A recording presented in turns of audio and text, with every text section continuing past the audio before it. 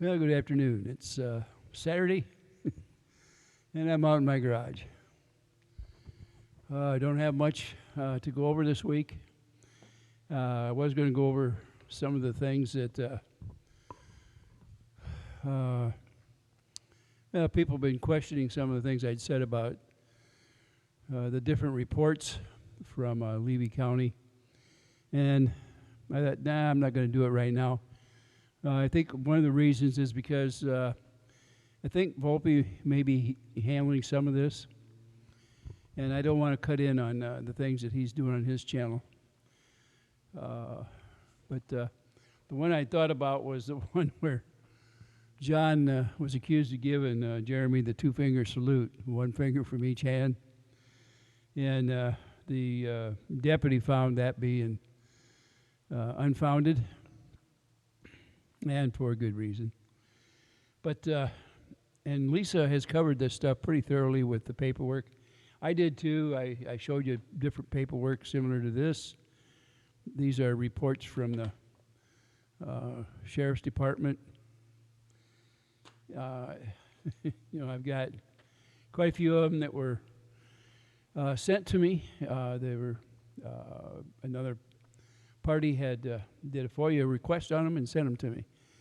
And I had put them on here, and I had people question me later saying things about they were not correct. They were false, and the judge found differently. What it really amounts to is the judge probably didn't get a chance to see them. That's what it amounts to.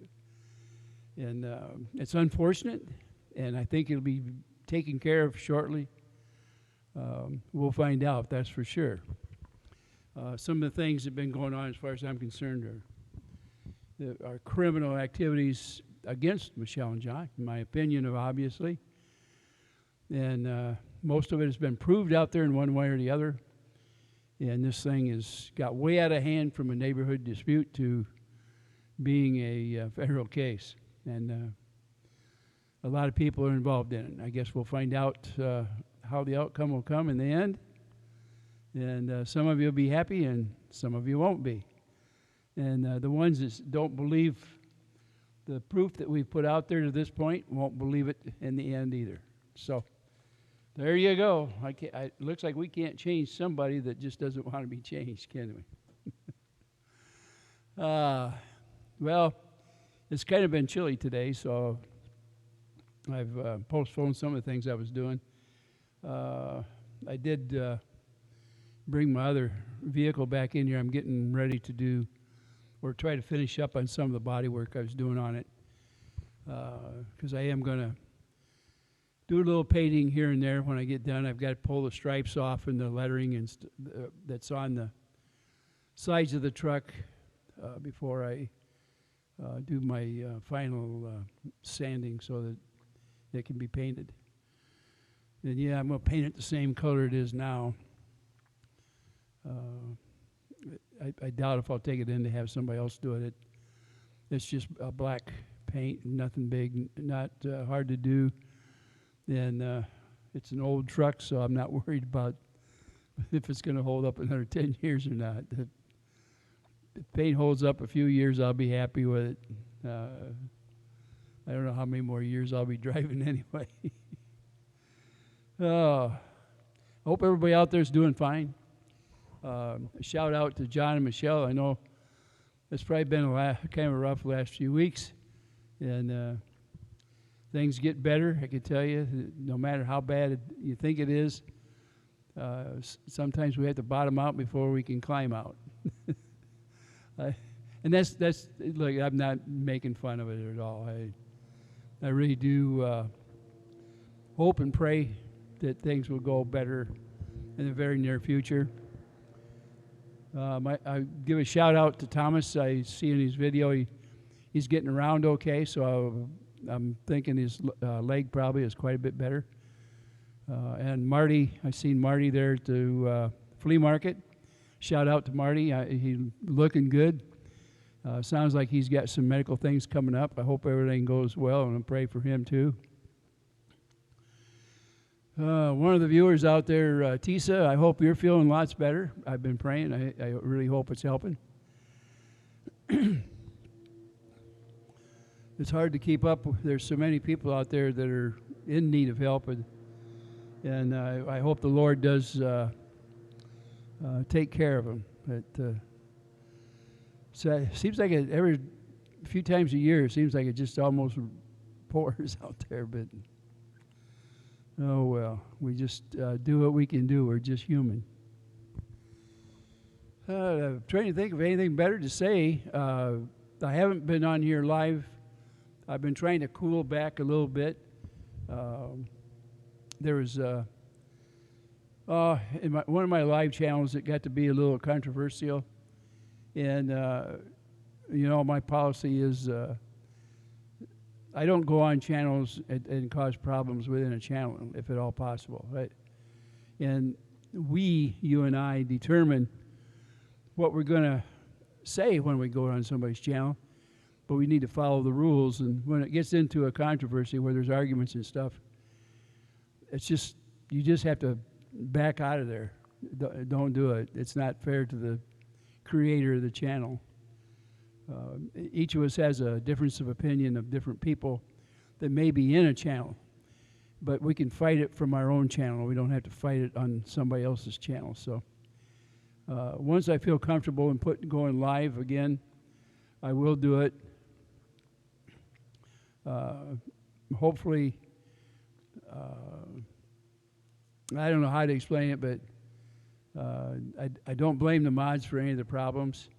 I didn't look close enough to see what was going on at the time. And as you all know, it's hard for a creator of a channel to talk and watch the chat at the same time. And the other thing is, the best way to do it is if I had a monitor, a bigger monitor or something on the wall where I could look at it and pick up on the chat itself. And what I may do is just expand the chat portion over on what I'm looking at on the YouTube so that I can partake in it as I go rather than worrying about getting it disturbed. It's not fair to anybody in there to attack another person when you're on there. If you're talking about the same subject that's going on within that the creator has chose that day, opinions are always welcome, and we just have to hope that it doesn't get to the point where we want to start throwing rocks at each other.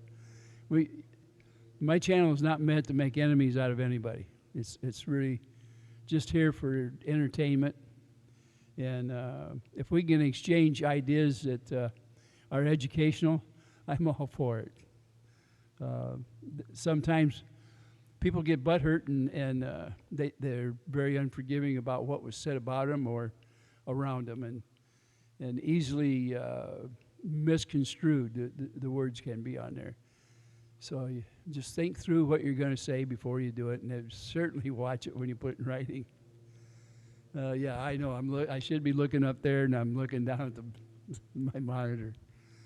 Other than that, I did work on my new mower a little bit to make sure everything was working good on it, that the deck is leveled in fine, and it's operating the way the book said it did.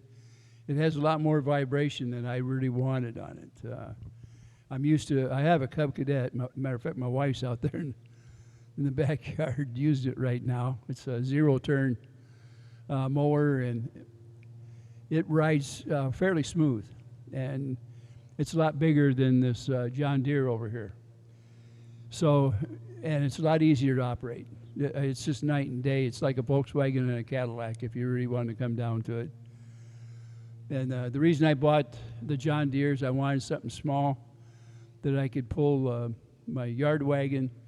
I have a thatcher that I'm going to be doing some thatching out there this week, providing the weather is okay.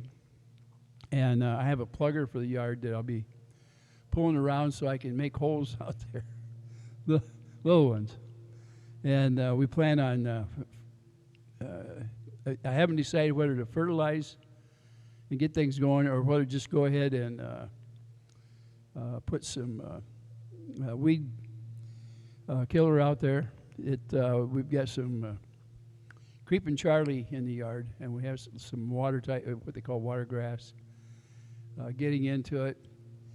It's springtime, and springtime is the best time to try to get all this stuff taken care of if you can. My yard is badly in need of fertilizing, and some areas actually need to be limed a little bit. So we're trying to get everything back in hand. We've had enough.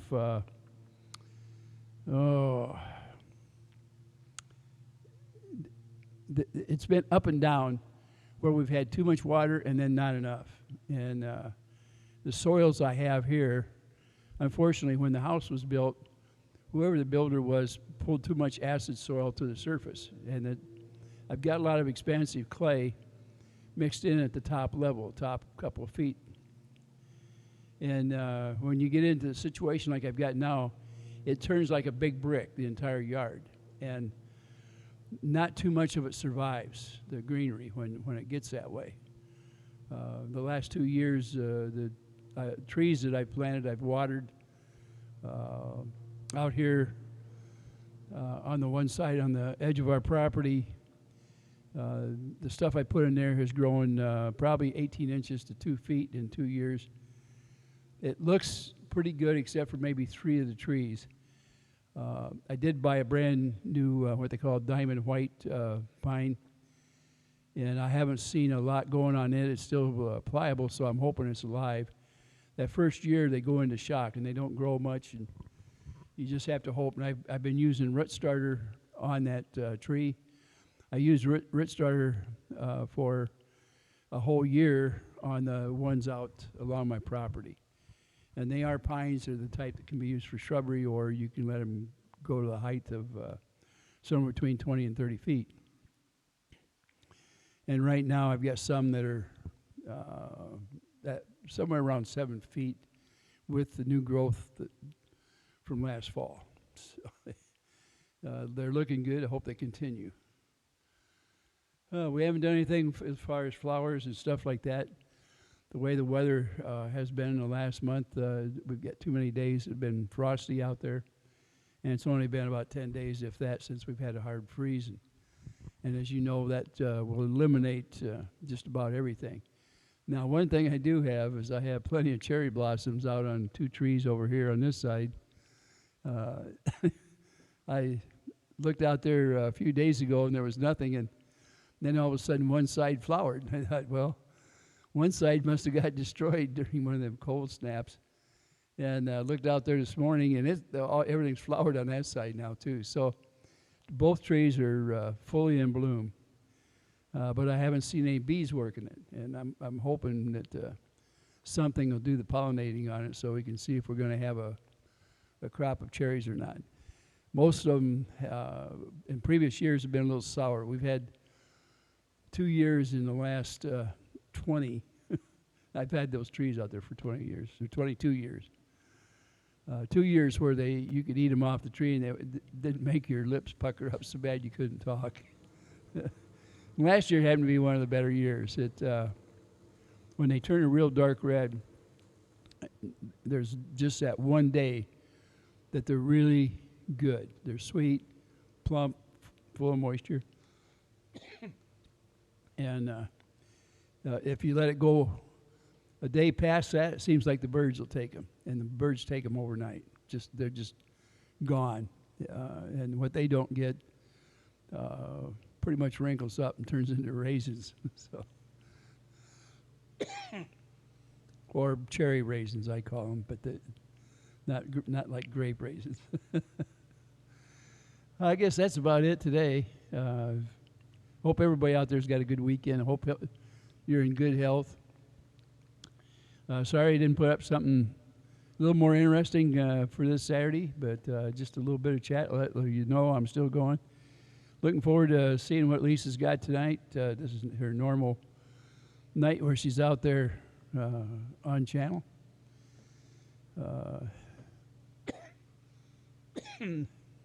I don't know if Tori's going to be on this afternoon. Maybe she's on already. I don't know. I didn't happen to look before I got back on here. I've been keeping busy, real busy. So seems like there's more to do than hours in the day. So Hope you guys aren't having that same kind of problem. Oh yeah, and my electric bike, I gotta get it out for a test run if I can get the weather to cooperate. It's all ready to go pretty much. I guess it just needs me to get it on the seat and adjust it and go. And what else did I do? My bench is full of stuff.